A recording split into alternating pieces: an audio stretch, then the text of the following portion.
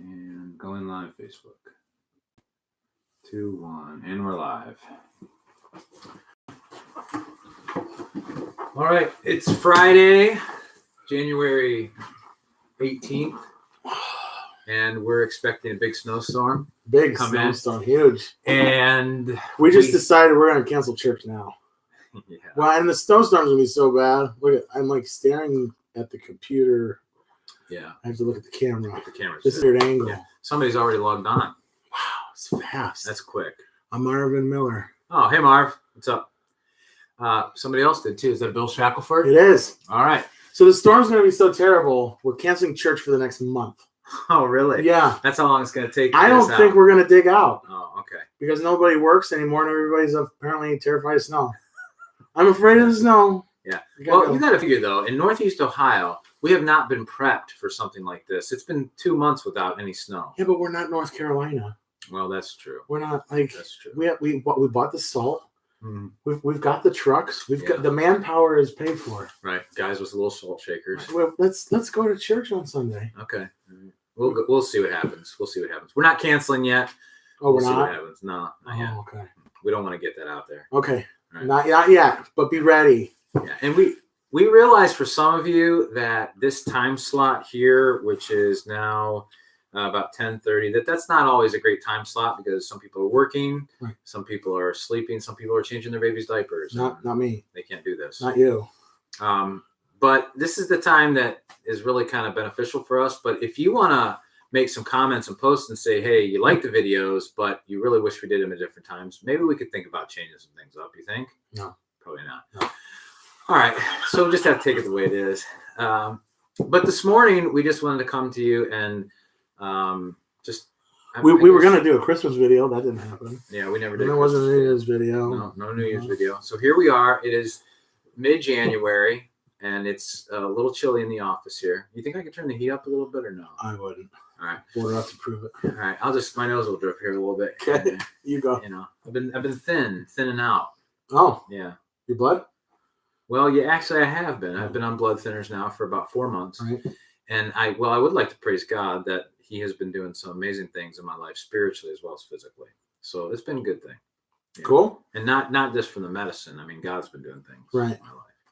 So Matt, do we have a topic here that we're doing today? Well, you labeled it IOT. I didn't know why you had done that. We were talking about Internet of Things. Oh, of things. The Internet of Things. 5G and all kinds of things. Matt was explaining 5G to me, which I was totally unfamiliar with. And so, Matt, maybe you could explain to everybody that might not know what 5G is. Well, very simply, everybody remembers 1G, and then there was 2G and 3G. And we're talking about our mobile phones, the connectivity, the wireless, right? Yeah. And now we're at 4G. And the next phase, crazily enough, is 5G. But 5G is it's going to be very fast. They're going to be able to communicate huge amounts of data over it, but it requires super duper tiny waves. It requires tons of power, and everything that you see that stands vertically will be some kind of antenna someday. Like it's coming. So I have a question. We're going to get microwaved. I started going out to Warren one day, probably about 1.5 years ago, and all of a sudden they're putting up these new telephone poles that are like Goliaths. I mean, they're huge. No, is that on 422? Yeah. That is bigger lines of transmission for 3-phase. Okay. I don't know if that's coming from like Perry or if that's coming from a coal plant. I don't know which way it's going. Okay. But they basically put in larger infrastructure for more voltage out into the sticks. Okay. 3-phase. Out into the sticks. Yeah. All right. This is going to be like decorative lamp posts, like they're actually saying like in neighborhoods, so cul-de-sacs, there'll be posts in every other driveway that'll be a street lamp or it'll have some kind of function, but it will be an antenna for 5G because it needs to be right next to where it's at to like power through homes. Wow. Yeah. And there's so many weird things we could talk about. Like this is why they're saying they outlawed lead and paint. Oh. So they could see in our houses and beam us internet and stuff. Wow, this is some crazy stuff. It is crazy. It's stuff. You think eventually there'll be a dome built? Like an artificial atmosphere? Yeah. No, but they may live underground. Oh, It's the Denver airport. That would be a good place to The start. Queen will be there. Yeah, because it's already started. It's already. Yeah.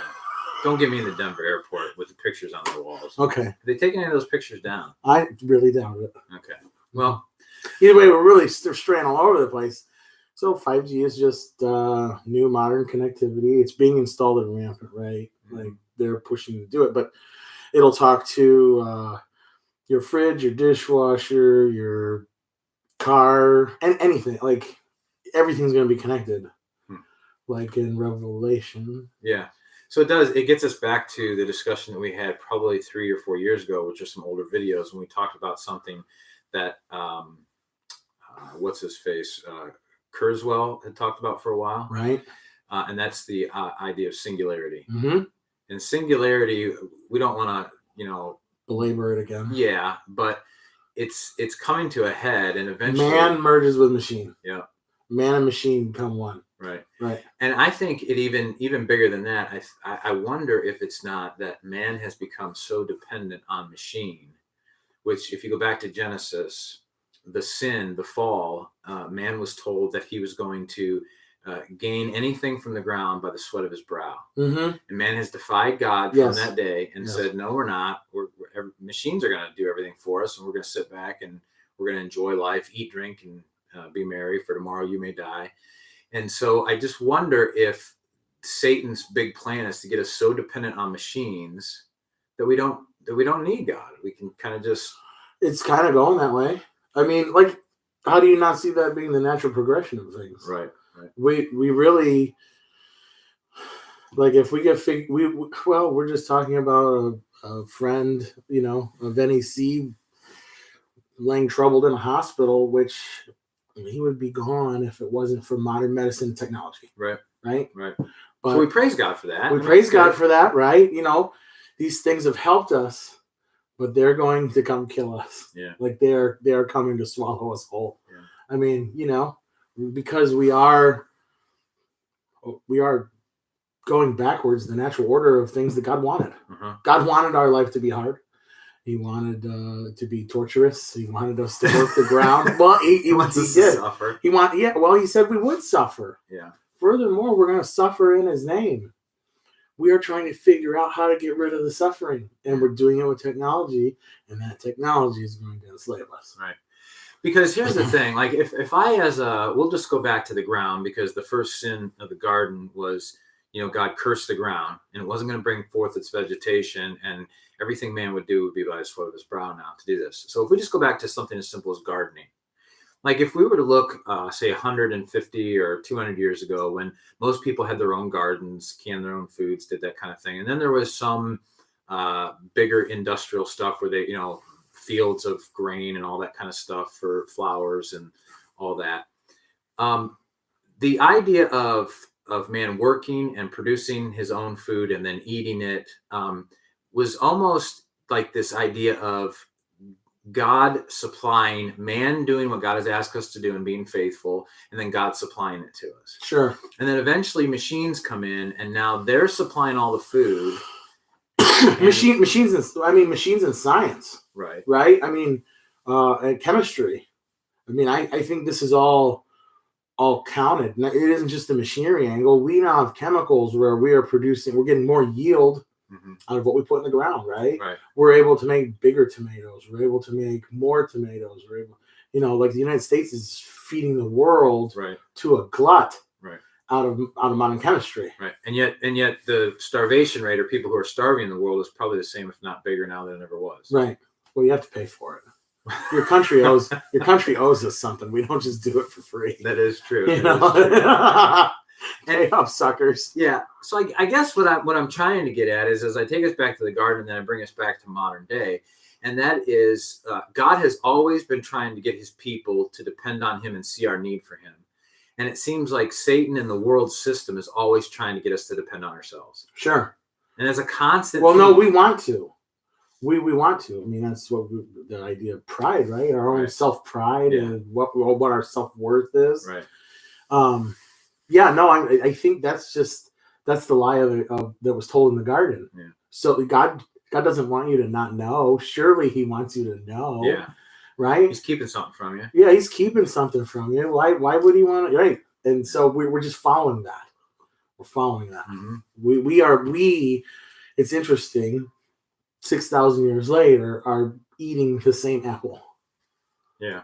Right. If it was an apple. Yeah. Well, could have been a pomegranate. Look what they give the teachers. Oh. Obviously, it signifies knowledge. Oh, that's true. Mm-hmm. I didn't think about that. And the Apple computer. Yeah. Has the bite missing. Yeah. Mm-hmm. And you know that comes from that whole thing. Of course. Yeah, that's what that means. It's right in your face. So anybody that has Apple computers, you know that bite taken out is the idea of us thirsting for knowledge, just so you know that. And I'm an Apple person. I like Apple stuff.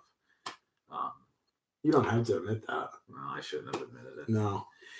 But so I guess what I'd like to ask, and I don't know if any of these people who are on will comment or if they're even still on there or anybody watching this later, but the question is this: how does a person, like the disciples said, how does a person live in the world but not become of it? And has the church and modern day Christianity become part of the world? And if so, how do we change that? Because I don't think any Christian in their right mind who's really seriously following Jesus would say, stop buying food in the store, go off grid. I mean, you could do all that. That's fine if you want to do that. Right? Well, I guess this is the last bastion of, if you want to do that, we're probably in the last generation that's going to be able to. So, Okay. if that's what you want to do, and I don't know that you could really say that wouldn't be a good thing to do, or no Christian in their right mind would do it. Maybe they would. Maybe they have just look at the expense. Right. Maybe they have the funds and the means and the go-to-itiveness to do so.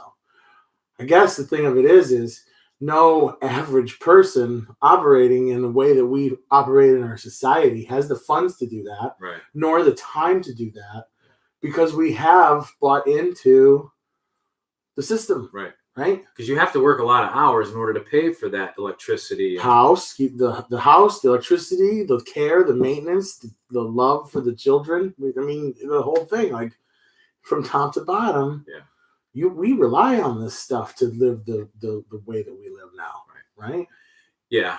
And so I guess, yeah. And so maybe when I said no Christian in the right mind would do this, maybe I should have said no Christian in the right mind would suggest that you have to do this in order to be a Christian. Right.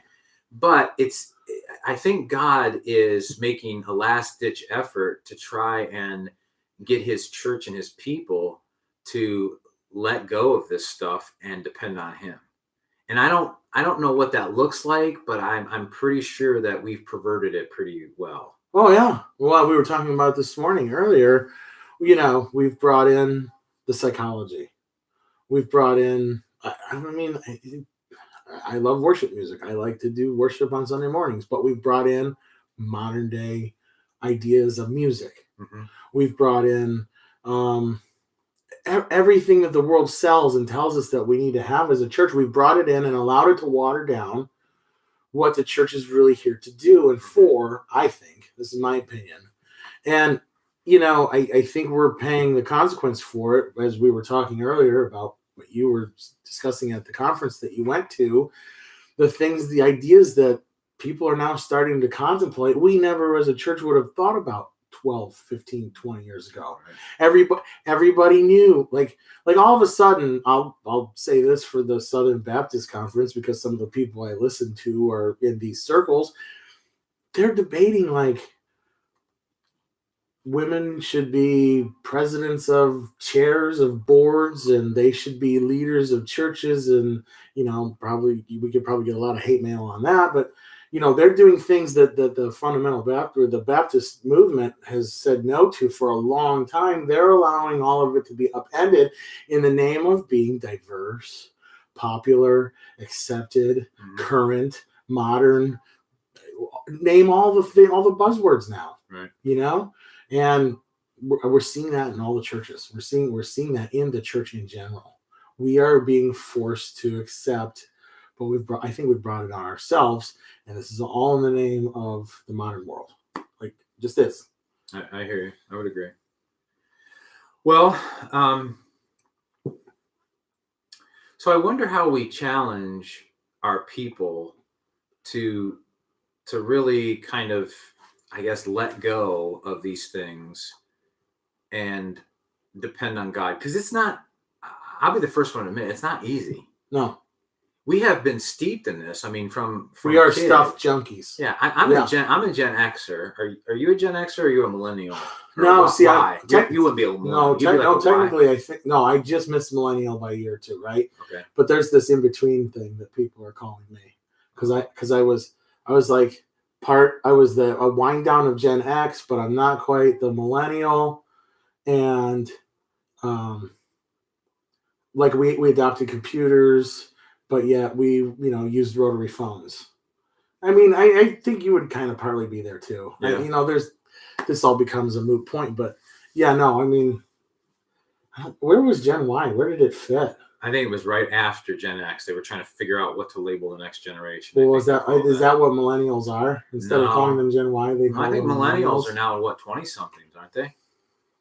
I want to say I saw something that said millennial was 88 to like 2009 or something. All right. Yeah. Well, I haven't kept up on it for a while, and probably part of that is because I just haven't been doing a lot of generational studies things. But when I was in college, I did a study on Gen X, and I did that as my thesis for my college. You would be the tail end of that. Yeah, and I would have been the tail end of that. I was actually raised by builder parents. I had boomer brothers and sisters, and I was a Gen Xer, which is strange because I experienced the gamut of all that stuff. Sure. But yet I lived in the Gen X thing. And it was all this idea of postmodernism, which started to come through the idea of no absolute truth. And we kind of make up our own truth. And we kind of decide what feels good, we do it, which was happening in the 60s too. So it was just repackaged in the Gen X model. Right. But so I guess for me, as a person growing up in that, and then becoming a follower of Jesus, and Jesus says, if you lose your life, you gain it. But if you try to gain your life, you'll lose it in the end. You lose your soul, right? Yeah, and he tells us pretty much to die to ourselves on a regular basis.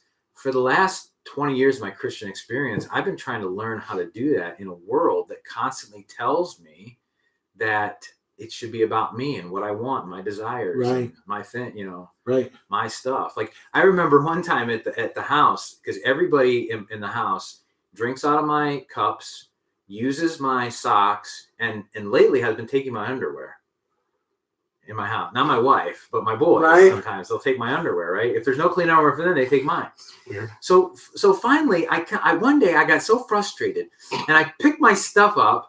And I don't know if any of you watched the movie Game Plan with The Rock and the little girl. He's a football player, and he finds out he has his daughter from. No. Okay. Anyway, there's a scene in there where this little daughter comes. He doesn't know he's had her. She's living in his house. She's using all of his stuff, and finally he gets really ticked off. He's like, "No, it's mine. This is all mine." Well, I went into that rant because I picked up this one pair of sock I had left and my underwear and stuff. And I'm like, "Listen, this is mine. Don't touch this stuff anymore." And I started to get so frustrated.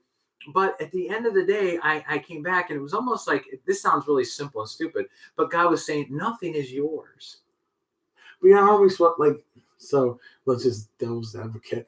Aren't we supposed to be good stewards? Yes, I totally agree. But being a good steward is also saying, Brian, you need a pair of socks. If my neighbor asks me for something, I'll loan it to him, right? But so that's the thing. They didn't ask.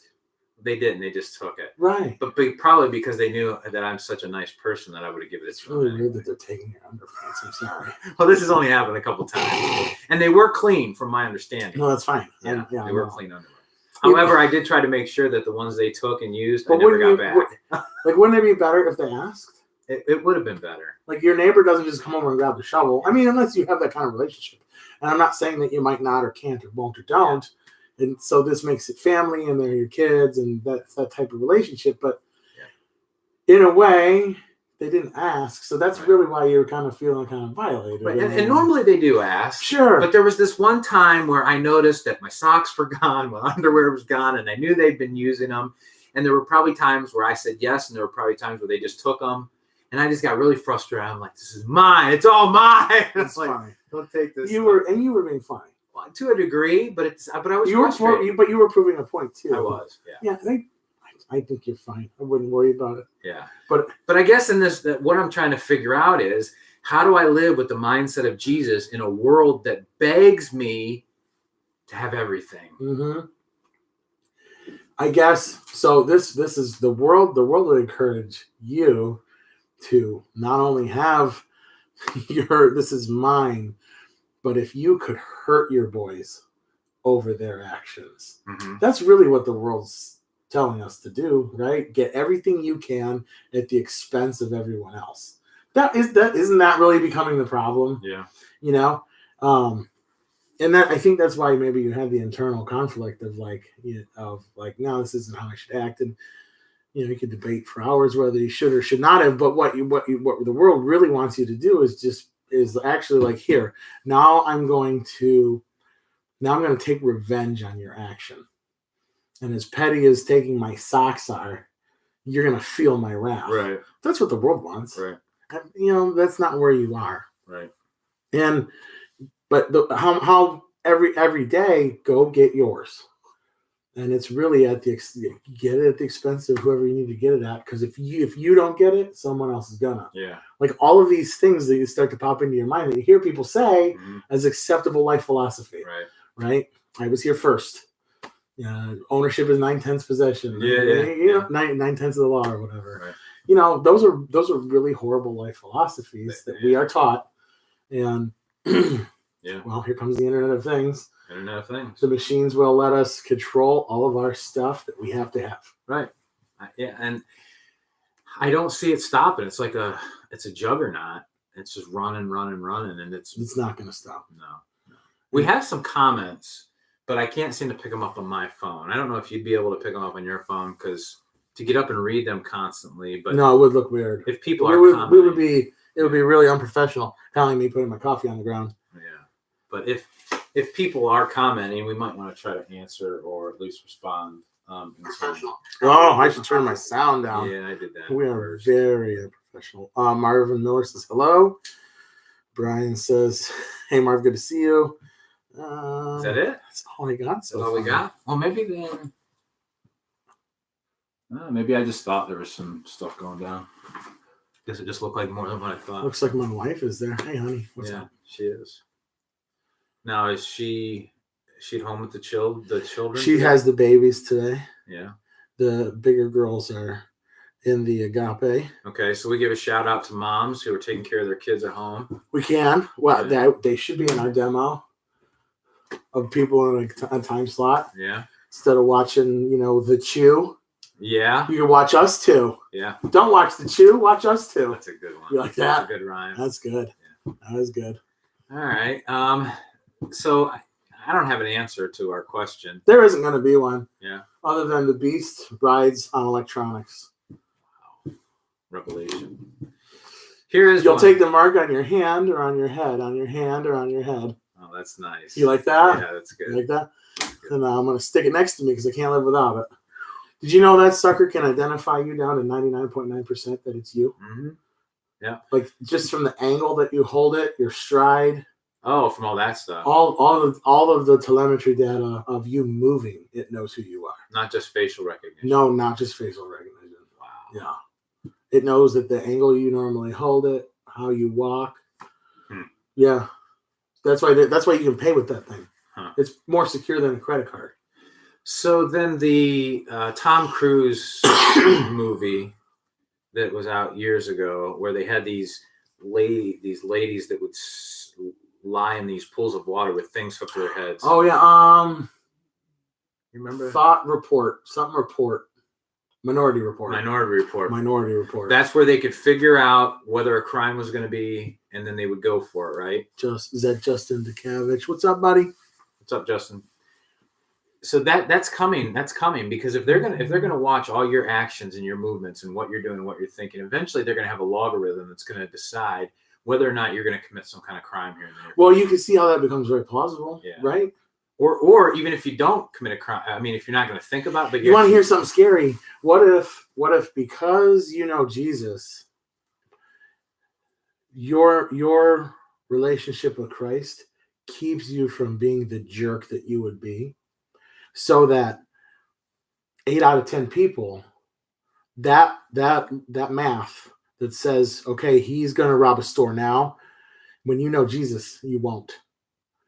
But if you don't know Jesus, the statistics and the math that prove that you would do it, you go do it. That's an interesting theory. You see what I'm saying? Yeah. And so that's why that's the thing we struggled with. I struggled with watching Minority Report is like, yeah, but there's always that chance that it's not going to happen. Because I think out of study of your habits, and I've also taken a philosophy in life to go do something crazy that I wouldn't normally do because I don't. It scares me that my life could be boiled down to statistics. This is when Matt eats breakfast 90% of the day, right? Is at 9:07. Like, we probably could boil our life down pretty close to that kind of a thing, which is terrible feeling because you're just a bunch of chemical reactions that wants to live by habit.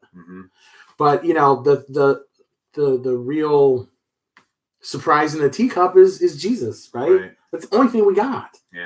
It's the only thing that would make any of this worth anything. And if that was the thing that kept us from murdering somebody, statistically, out of what we do and think, how cool would that be? And that's an interesting thought too, because we know that those who are seriously following Jesus, that he does protect us and keep us under the shadow of his wings.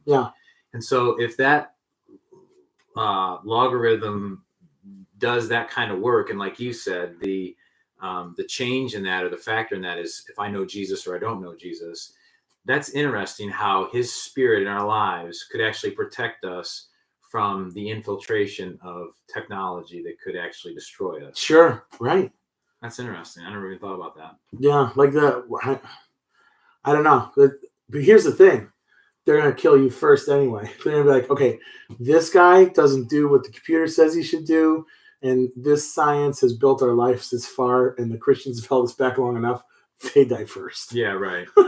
So when they know, if they want us dead, we're dead anyway. We would like to think like, oh, we found a solution to this computer Minority Report logarithm. If they don't do what they say they're going to do, then they love Jesus, and we really should all love Jesus. And no, they die. Right. That's what would really happen. And at this point in the game, too, you're not hiding from that.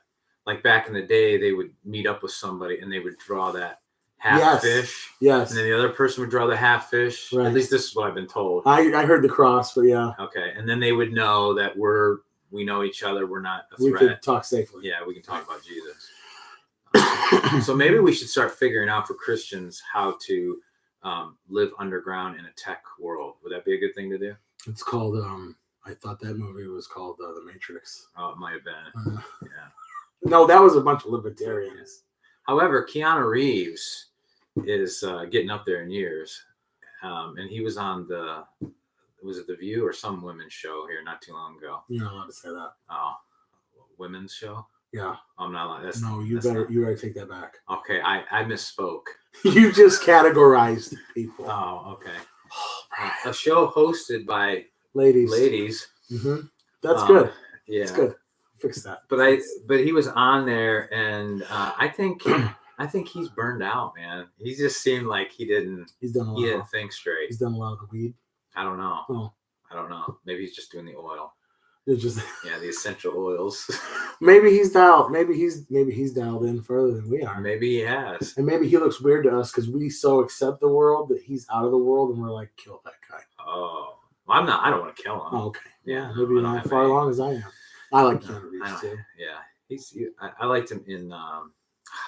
What's the surfing one where he's in Point Break? Point Break. That was a great movie. That was like his breakout movie, right? Yeah. Probably. Not that I probably would watch it today because I don't know what was in it. There's probably stuff in it that I don't need to watch. This conversation again. I know. We always get back on that conversation. I'm sorry. But back to the IoT, Internet of Things. What kind of things are you finding in your life that are holding you back from a deeper, more intimate relationship with Jesus? That's really the question. Matt, you got anything on the top of your head that you would say, you know what? If there was one thing in my life that's holding me back from a deeper relationship with Jesus, it's this. Anything come to mind? Don't say your wife. No, what does it? Don't say your wife. I wouldn't. Okay. That was fast. No, what doesn't? Okay. What wouldn't? But is there something though that you know that like you over time the Lord's been saying this is a touch point. Tons of things. Let's just go food. Okay. All right, food. I'm not a small guy. It's no secret. Okay. Obviously, food is a God in my life. Okay. Right? All right. I name it. I like guitars. I like cars. I like computers. I like technology. I can find 1,000 versions. But is it wrong that you like those though? I don't think it's wrong that I like them. And all right, so I make this excuse in my life all the time. Well, I don't covet it because I really don't. But now I just what I do end up coveting is all of the little pieces. So because I don't have a huge chunk that has taken over my life, I've allowed all the 1,000 little chunks to become the one big chunk. Gotcha. That's what I'm saying. My normal life gets in the way. I allow it to, right? Mm-hmm. Like, I must. That's the one thing I do have power over is what I spend my time on. Okay. Apparently, I'm not putting it in the right place all the time. Okay. All right. When you say apparently, you're saying because people are looking at you going, Matt, you're still messed up and you should be farther along. Oh, I don't know how people don't look at me and go, what's wrong with that guy? Well, okay. All right. Yeah, because I think that every once in a while. That's what I'm saying. No, it's no secret. I'm like, oh my goodness. Yeah. This guy actually functions. Well, he does stuff at the church. We gotta let him keep coming. Yeah. We can't be down a volunteer. Right. I'm trying to convince him to start cleaning. Help on the cleaning. No. You're not gonna get on the cleaning team? Maybe be a husband and wife duo. We'll do we'll have to have a board meeting about it. All right.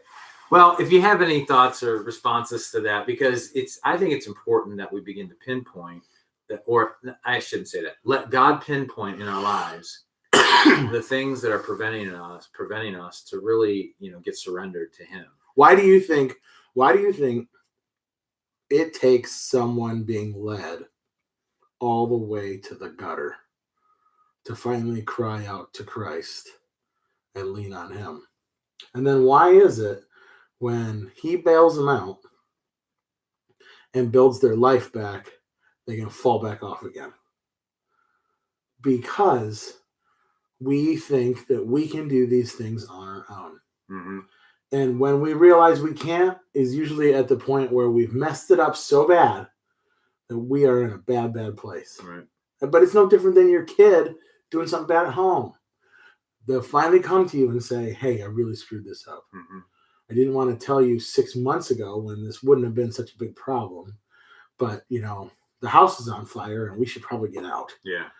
This is when I need help. Right. Which we don't do anything any different. Right. And that is when it seems to be when we have to be brought to our knees to actually acknowledge that we need Him to do everything. Right. And so our 1,000 little cuts, our 1,000 little things that we put in our lives that we call important, no, we don't covet any one thing to the point where it's God, except our whole life is now our idol. Right. And at the end of the day, the idolatry is I worship myself. Yeah. Yeah, sure. I mean, and part of that worshiping myself is I like that because it makes me feel better. I like that because it makes me. Yeah, you can put it down. Right. That only consume, maybe my model train building only consumes 4 o'clock to 6 p.m. before dinner, and then I go in and watch the news. Right. But I go in and watch the news because I enjoy the news, because I want to get informed about the day, and I gotta watch the news. I watch it in the morning.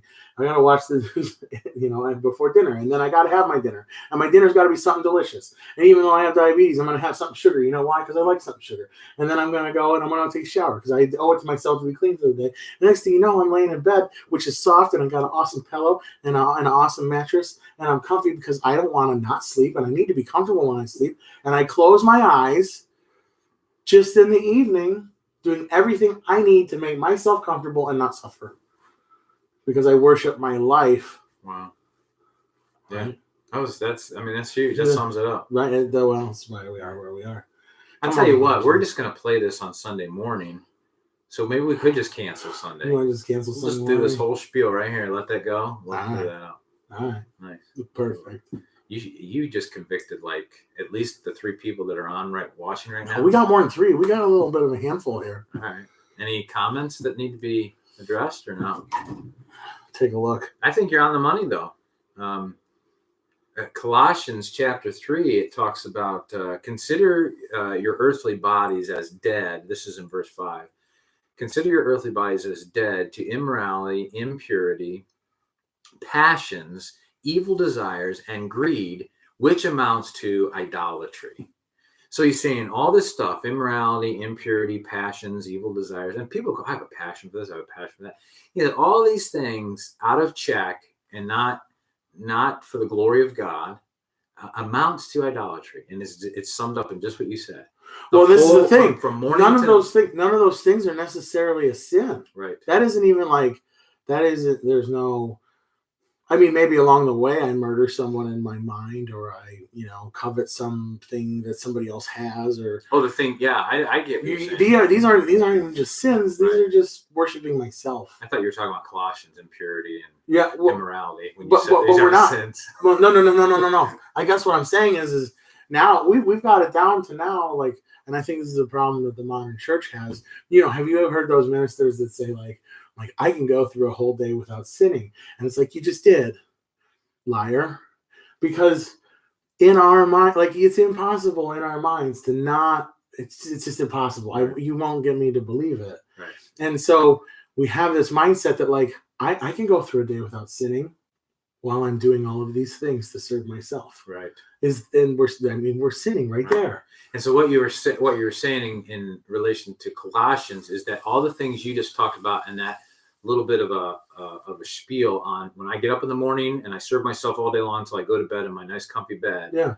None of those things are necessarily sins. Right. Yeah. Yeah. That's not even like the Bible's pointing out. This is where you're clearly sinning. You're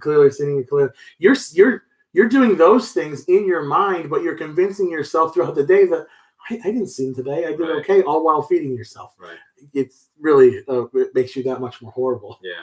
I hear you. So we got Rachel Olson says hello there. Hey Ray. Marv Miller serving.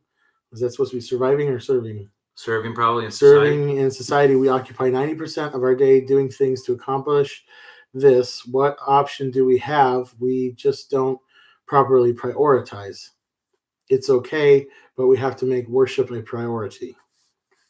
Yeah. Right. I mean that is the solution, and this goes back to no Christian. I'm not beating up over this, but no Christian in the right mind would say don't do these things. But yeah, I mean, we've got one generation left where if you can afford to go do it, I think that you should go do it. You've got a chance of surviving the apocalypse, the earth. Yeah. Right. Where I don't know. My kids are going to have an option. I don't know if your kids are going to have an option. Well, let me ask it because Marvin brought up a good point, and that is prioritize because we've got to be a people who worship. But like, does God want us to separate so we worship God for this time in our day and then we go do these other things? Or does God want us to incorporate worship into all those things? So for instance, is it possible for me to go to the store and buy a really nice filet mignon, like maybe a 3-pound piece, right? Cut that up into 4 medallions, wrap it in bacon, and then grill it. Sounds delicious. Yeah, yes. And then grill it outside on the grill with some garlic butter over the top at the end to kind of let it cook down in. Perfect. Right, you got this? We getting this for lunch? What's happening? And yeah, so you have some baked potatoes in the oven, really nice baked potatoes that you bought organic because potatoes are one of the dirty dozen. They do soak up toxins in the soil, so you want to get organic potatoes. But anyway. So you get those potatoes and you throw them in. They're baking, and you've got some really good stuff on. And you come together, and you put that all together.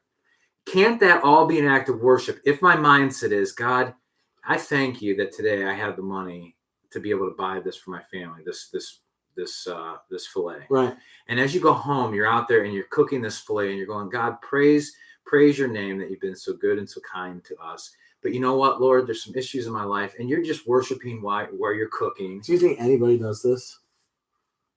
But why not? Do you do that? I do that sometimes. Well, that's awesome. But I do too. I just said do though. You said do. No, I do this as well. Okay. I'll thank God for like oh my goodness, look at my blessings that it's a sunny afternoon. I'm in front of my grill. My kids are playing, and I'm going to have an awesome steak. I've said thank you to God for it. Sure, that's fine. Yeah. It's cool. Okay to enjoy that. Yeah. But do I have to do that? Like, if I don't get that tomorrow, and now I go in the house and I'm throwing stuff because I'm angry. Right. That's the problem. Or for instance, yeah, and I agree. Like, so tomorrow now I wake up and I have a memory of those, the smell of those steaks with the garlic butter cooking on top, okay, I have a memory of that. But now today I wake up and you know what? We forgot to get bread and there's no bread for my almond butter toast. Right. So now I go, you know what, God, thank you that I can grab the banana and go. Right. So my heart is always in a place of worship and God, thank you. And well, this is what I'm saying. Like, do you have the ability to not have the piece of comfort that you provided yourself to keep you from being uncomfortable? If you had to go without it, would you lose your mind? Right. If you lose your mind, it's quite obvious Right. that this is a problem in your life. Right. And I think when we really evaluate, all right, I think I love to think about if power goes out. Mm-hmm. Pull my generator out. I'm living off the grid. Yeah. It's awesome. I got a wood stove. Like, I am set up, right? Good stuff. Right. I'm ready to shoot. I have none of that. So I was praying actually today that the storm does not knock power out. This is true. I was praying today that the storm does not knock power. I'm not praying that the storm does knock the power out because last year when it happened, I found out that by day 3, I wanted to pull my own hair out because I can't make a tank of hot water very fast. Right, and I'm living off of not hot showers. Uh-huh. There are things that we cannot run in our house without shutting off. I find all of the holes in my preparation to take care of myself. You know what I'm saying? Right. And now I find myself getting angry, and then I go, wait a minute. Look at all of what I do have, and I'm angry at the few things I don't have. Right. Here's a problem in your life. Right. This is a problem in your life. Yeah. So I think at the end of the day, if we were to sum this up, dependency. Real, true religion or faith in God comes down to our understanding that we desperately need Him. For everything. Everything. For there isn't one thing we don't. Our next breath. I'm not going to breathe for the next 30 seconds without Him. Right. There's no way. Right. Yeah. You cut your life down right now. Yep. You are alive because He commands it. Amen. And anything that we think we are doing is fool's gold. Right. Fool's gold. And I don't know. We are living in a society that tells us we're not. We're living in a society that tells we're in control, and we're not. Mm-hmm. And it's getting harder and harder and harder. I don't know. I guess you can make an argument that it's getting easier and easier and easier to differentiate those that believe and know and those who are sucked up off into the world system, I guess. Right. And that's what terrifies me. Right. Yeah. So I don't know who's listening. We have YouTube running, we have Facebook, and so we're down to 2 people. We're down to 2 people. We're down to 2 peeps. All right. So we haven't done this, but I'll tell you what, to those 2 peeps or to the people on YouTube or anybody that watches this later, it sounds cliche, but Jesus Christ really is the answer to living a life that is abundant and is truly satisfying. Right. Everything else fades and fails. Right. Nothing else satisfies like Him. Yeah. Nothing. And you can't just half get it. Right. Like, right. It's the whole deal. Yeah. And you gotta. We were talking about this. Can we go into the free thing, or do you want to do another video? Or maybe we'll cut out and do another video on the free thing. Okay. So I think we're gonna. What do you think? Do you think we should just keep going? Well, I don't know if anybody will go that deep into a video. We're probably already too long. All right, so we'll stop it. We should. All right, we'll shut it down then, and we're probably going to do another video here in a few minutes on salvation. Is it free? Salvation, is it free? So you might want to tune into that. Right on. You too. All right. Yeah. You too.